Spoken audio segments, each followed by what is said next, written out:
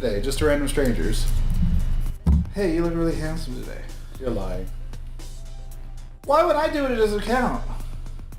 You're just one of my fans. Not that it's that hard to do. You make me sound like a woman of the night.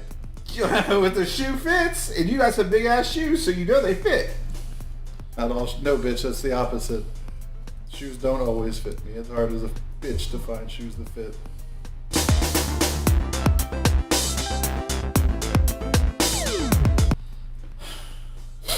Hey everyone, welcome to this new episode of So I Married a Geek, the show where we invite you into our lives as we discuss topics that range from our adventures, our lives, our questions, our journeys. I guess adventures Into are journeys. the stars. Whatever the fuck that means. I'm Gavin and this is... Dog. No, that's Dog. You can see her butt. There, you see the kind of cow spotted thing? That's her. And this is Phil. And this is our life together. And when we got together, I was very open about everything. I put everything on the table. Yeah, but there was no way you could have prepared me for what you're about to talk about. But I don't think he quite realized the grasp of some of the things I told him. No, I couldn't grasp the depth of the insanity of what you were telling me. So, for those who don't know, I'm a Disney fanatic. Disney-aholic. He's a Disney collector. Disney whore. He is obsessed with the evil mouse and all that the evil mouse I represents. know that they're not perfect. Oh, the mouse is evil as fuck. I know they have problems, but you cannot argue, have created some of the most iconic and classic things. They created the most magical places on Earth. They have Lots of evil dictators create things that you'll never forget. And they've given us bad things. Oh, yeah. I fucking love Disney. Now, here's where it comes from. So when I was growing up, I was obsessed with the Muppets. I wanted to be a Muppeteer. I would practice... Why do you find this funny? Because I didn't know the Muppets theme song. He thought it was a fucking Cantina band. Go to our TikTok and watch this video. It's like the first video I put up on TikTok. It was so funny, because I was like, is that like a Cantina band knockoff? I lost my shit on this motherfucker. His shit. Because I didn't recognize the Muppets theme song. So, I wanted to be a Muppeteer. I used to practice my hand lip syncing with everything. My mom would watch me from the hallway and laugh. I don't know if it's because she was high or what, but she would just laugh. No idea what I was doing. I used to decorate my room by seasons, and I would always have my Muppet stuff up. First thing you saw when you walked in the room was a Muppets poster from the Muppet Show. I knew I was weird from a kid. I get it. So I really wanted to be a Muppeteer for the longest time, and I was trying to figure out how to do it. And then I started watching things like The Little Mermaid. I always grew up with Disney cartoons. But The Little Mermaid just transfixed me, and Aladdin sealed the deal. I decided I wanted to be a Disney animator. So I dove headfirst in learning about animation. I would buy workbooks. I was so to the point of knowing my shit in animation that when I started the animation classes, I was ahead of the rest of the class. The way people walk, there's a different way they walk. You have to animate that. And I knew it had happened because our first animation project was a countdown. And it's the final countdown. If you were to have to animate a countdown, what would you animate? 10, 9, 8, 7, 6, 5, 4, 3, 2, 1. People did bombs, an alarm clock. I did the 10 things wrong with Mr. Man, and Mr. Man was a stick figure, and there's 10 fucking things wrong with him. And one of them was he fell to hell, and one of them he was falling down a cliff and rolled off, one of them he was running from a UFO. It was a very fucking complicated animation, but because I demonstrated I knew how people walked and how to present things, because I had been practicing it since fucking middle school, the teacher was just blown away. All of my art projects in animation school just surpassed everybody else's. And then Toy Story hit, and the entire industry changed. And as much as I love CG, I was all about the 2D, so I just decided to go live life. I had my CalArts acceptance letter in hand. Toy Story hit, and I was like, I didn't know what to do. I was at a crossroads. So that's where my love of Disney comes in, and that's especially why I love Little Mermaid, is because that was my fucking hook, line, and sinker drug. Besides the fact Little Mermaid just kicks ass. I've got Ursula's shit everywhere. I've got Little Mermaid shit everywhere. Drives still crazy. But I grew up with Disney. I grew up wanting to work for Disney. I learned how to do Disney. I got into fucking CalArts to go to Disney. And then I just decided to go live life. Just do what life wanted you to do. And at times I think that I made the wrong decision. I could have gone in and started learning CGI animation. But then I wouldn't be here with the love of my life. You know, I don't know where I would be. I would probably be out there supporting the evil empire. Doing whatever. You'd be a stormtrooper, basically.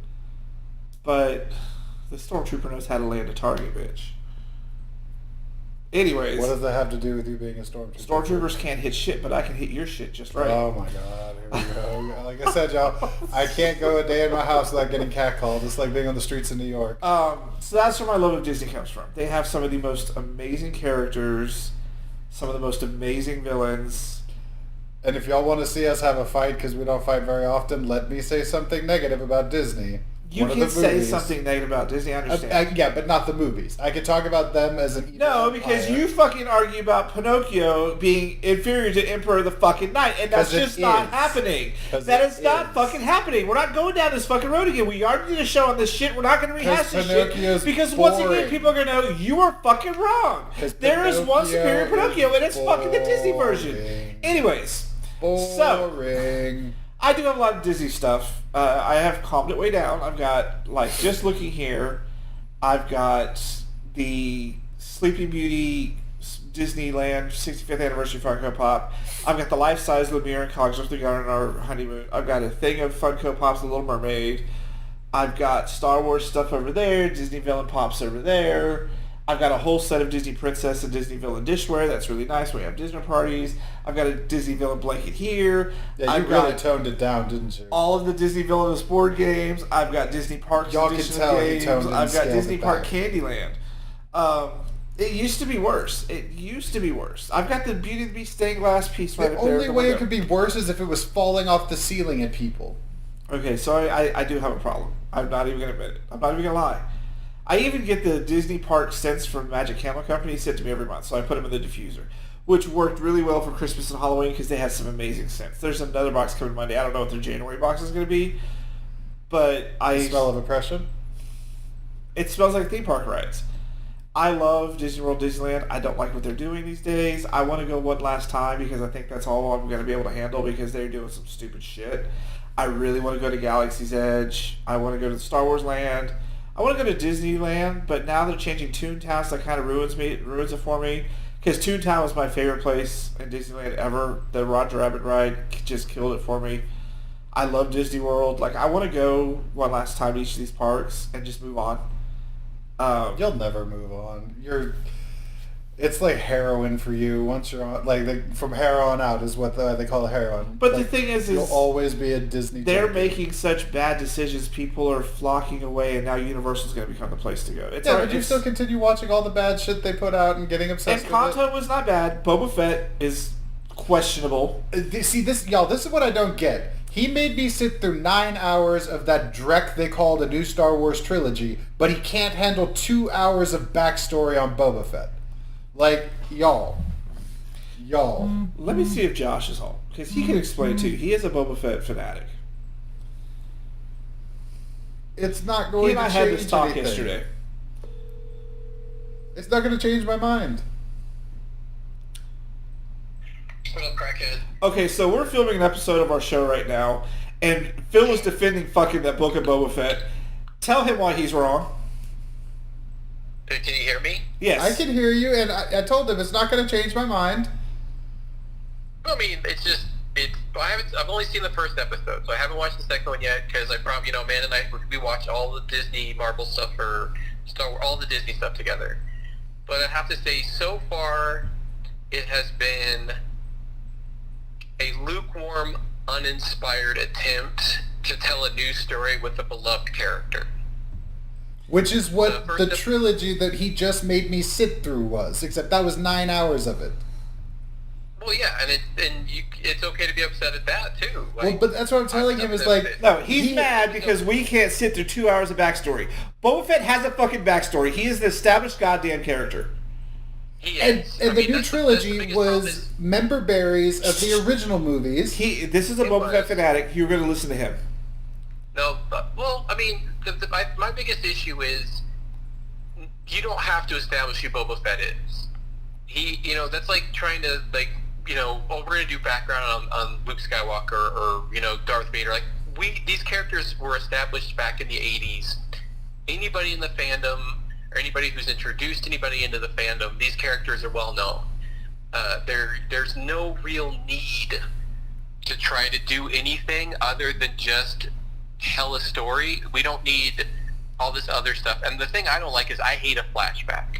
I hate needless exposition, especially on a character like Boba Fett, where so far, and again, I've only seen the first episode, but in my opinion, completely underutilized badass, and I'm not quite sure where it's going, but I know a lot of people are very unhappy with it and dissatisfied and saying that it's very, again, like lukewarm, uninspired storytelling with a character. Like, we just want him to be a badass.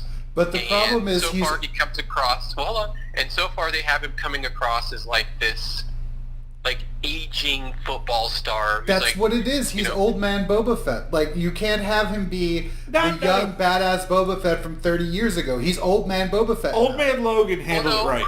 But he was a mutant who didn't age. This is old man Boba Fett. I will agree with you. You can have old man Boba Fett, but he can still be a badass.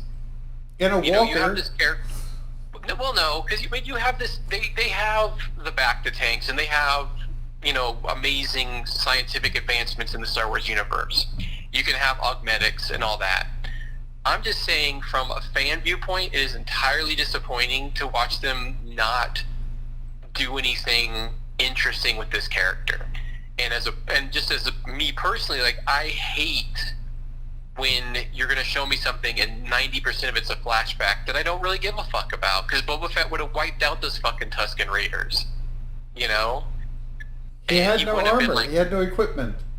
It doesn't matter. He just got out of the Sarlacc pit.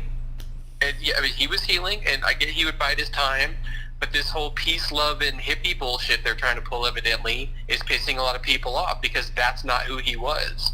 He was a shoot first, don't ask questions character. And just because he was in the Sarlacc for like a week or whatever, doesn't mean that he's going to change it. People, I think, are upset with the fundamental changes to his personality and character. And they're completely unwarranted because Disney, quite honestly, as much as I enjoy what they've done with other stuff, haven't earned the right to alter these characters like this. And that's what's disappointing and ultimately upsetting a lot of people, myself and Jeremiah included. You took Indiana Jones and you turned him into Shia LaBeouf's character from the last Indiana Jones. Like, you just completely neutered this character for no reason. Phil's shaking his head at you. I'm sorry. After having to sit through that last trilogy, this is like Citizen Kane in comparison. It was horrible, and the biggest problem they had was they went to J.J. Abrams and said, please finish Star Wars. We saw what you did with Star Trek. Please finish Star Wars. We saw how you bombed that, so bomb this. He wrote all 3 scripts. They got through the first one. He had everything set up for the second and third, like who Rey was supposed to be and all these things falling in line. And actually, Rey was supposed to die, and she should have was the first movie. Rilo Kin was supposed to come back to the light side, and he was supposed to be the Skywalker. Then whatever happened between the first and the second movie, and they brought this other guy on, and he was like, fuck J.J. Abrams, and threw everything he did away, tried to rewrite everything, which is why the second, which is like 8, is so jarringly different from 7 and 9. They realized that he fucked it even harder, fired him, paid JJ to come back, and he's like, well, what the fuck you want me to do? Like, you fucked everything I already did. I can't wrap it up in one movie. And they just shit on a plate and served it to everybody. But that's what he did with the first one. The first movie was his Kanye Westing the Star Wars story in the first place. It was like, ooh, I'm going to sample this, I'm going to sample that, and I'm going to pretend it's a brand new movie, but it wasn't. It's called circular storytelling, and they've done it a million times in other series and books, and it's just a way to refresh and show that the cycle isn't complete. And it fits back into the mythos that Anakin was supposed to bring balance to the Force. That's what they're trying to echo back, is that... With a third Death Star? With a third Death Star? I mean, come on. Yeah, that let's face it, It that's was where the bad Member guys go Berry's with Star pie. Wars. They're very unoriginal. They built Death Star 1, 2, and 3. They had a whole shipyard called the Maw that was full of nothing but Death Stars. So it's not surprising they did that. They just built it on a bigger scale. It was Member Berry pie, and it was disgusting. Anyways. So this is supposed to be Member Berry pie with Boba Fett that everyone's excited, and except we're getting a big steaming pile of like horse shit where it's like, oh, here's an action sequence. It's like we get the actor's old. You can do a decent action sequence. You just slow it down and then speed it up in post. That first fight with him and Finnick versus the assassins was a fucking joke. And then when the major domo from the mayor insults them, and then like he doesn't instantly just say kill him, like that's not Boba Fett. And that's why people are upset. Like they hate what they're doing to this character. Again, he was a person that was just like, you know, when Princess Leia pulled out the thermal detonator in Boba Fett's chamber, Boba Fett was like, fuck yeah, that's how you get shit done. You just fucking stick a gun in somebody's face and get answers. And now we got this pussy-ass bitch who's getting pushed around by people. It's like, no, that's not Boba Fett. I guess to me it's an evolution of the character which nobody wants to see. Well, Like, no, maybe at some point he faced his own mortality and was like, oh, maybe I should do things different. But again, like, fundamentally, who he is, and that's uninteresting. Do that to somebody else. Like, don't do it to the badass of Star Wars. That would be like, you know, Han Solo saying like, you know what? No, I'm just gonna be a fall in line kind of guy. I'm gonna go get a 9 to 5. I'm gonna settle down with Leia, and we're gonna have kids. Nobody fucking wants that. Nobody wants their action heroes. You mean like making Han Solo be like, oh, I'll go ahead and sacrifice my life and try to save my son, even though I never gave a fuck about family or anything, kind of like that they did? Well, we can't say that because we don't know what happened in the intervening years. And if you don't know what happened in the intervening years with Boba Fett. If you read any of the books, you know. But they threw the books out. Family, and he was all right about family. So I'm going to reel this in. I just wanted to get your opinion on Boba Fett so that he could understand, because I can't describe it the way you guys can. Yeah, Boba Fett was first and foremost and only a bounty hunter and a bounty hunter machine. That's all he did. You know, he wasn't a Mandalorian. He wasn't part of the clan. He just had the armor. I don't know. I know they've tried to retcon some shit, I think, in one of the cartoons or whatever. But he was down for business.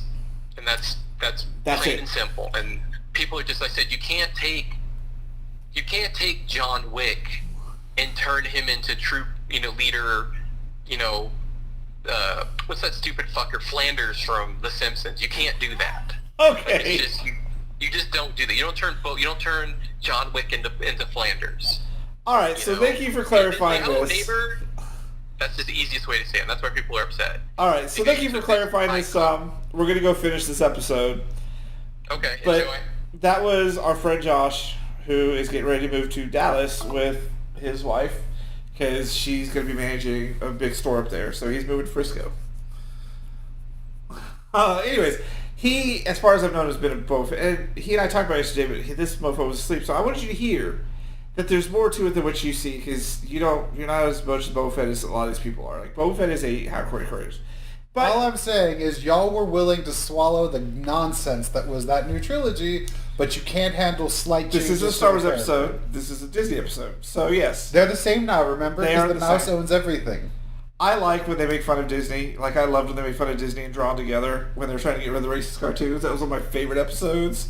I like when they made fun of Disney and South Park, because they are very much a machine and an image.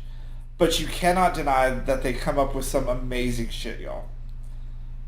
I mean, you can, because... Yeah, I can. But I have a fascination with Disney, and I don't think he was quite prepared for how deep it would go. I have a friend, Terry. She and I talk Disney and Funko Pops all the time. She's more of a Disney-aholic than I am. Like, she's been buying the Castle collection. She buys the monthly collections. She has pins, keys, all that stuff. She's way more deep down in that. I buy the stuff that I like. Like, I really wanted the Lemire and Cogsworth when we went to Disney World. We went to go see Baby Metal in Orlando for our anniversary, so we went to Disney Springs, and I really wanted those two, so it's fucking awesome, and they work. There's just to me it was life. Disney was life for me for the longest time, and it still is. I don't like everything they've done. Like, I don't like Aristocats. I'm okay with some of the other things. I don't really do a lot of the Disney Channel movies or the shows, but like Gravity Falls was amazing. The new DuckTales is amazing. Fucking love the new DuckTales. So Disney is a part of everybody's lives. It's just a little bit bigger part of mine, and he's just like, do you really need another fucking Ursula thing? Yes. There's only one answer to that. The answer is yes. He doesn't need any more Ursulas. And even then, I didn't buy the giant Halloween decoration because it was ugly. I bought the inflatable one because it was cool. I do have a giant glow-in-the-dark 10-inch one down there. I've got the Pride Ursula right here. I do have a problem with Disney villains and Disney princesses. That whole case behind me is full of Disney princess dolls, villain dolls, except for the top, which is all his gym dolls. Which look like drag queens when I go to look at them. They literally look like drag queens, y'all. So anyways, I do have an obsession with Disney. I am very healthy with it. I don't go too crazy, but I do go crazy at times. And he just supports it. And I love that he supports it as much as possible. But we do argue about things. Like, I can't deny that the new trilogy was not what we should have gotten, but it's what we got. It was garbage. Mandalorian kicks ass, Boba Fett not so much. Bad. Like, the cartoon series are pretty good. What they do is what they do. And it's hard-pressed to find anybody who doesn't have a favorite Disney something. You love Sleeping Beauty and Stitch. So they're not all bad, y'all. But a lot of it is. So what are you guys obsessed with? Let us know. Comment away. Thank you guys for watching this episode. I know we went off on a big tangent on Star Wars and Boba Fett, but that's a whole other episode. Multiple episodes in the future. And that was our friend Josh calling. I got him on the phone to talk about it because he and Phil can talk a lot about this kind of stuff, and they kind of match each other, which is why I think he's one of my friends you really love. It'd be sad when he goes to Dallas, but I mean, he's just up the road. Anyways, like and subscribe wherever you're watching. Subscribe. We had a good time with you guys this episode. Don't forget we release new episodes weekdays at noon, and we're just building up to bigger, better things here at the house. Dog's been relatively quiet, so I'm surprised. Usually she's all up in her business. I think she's just having a Sunday. So that's been it for this episode. We'll see you guys next time on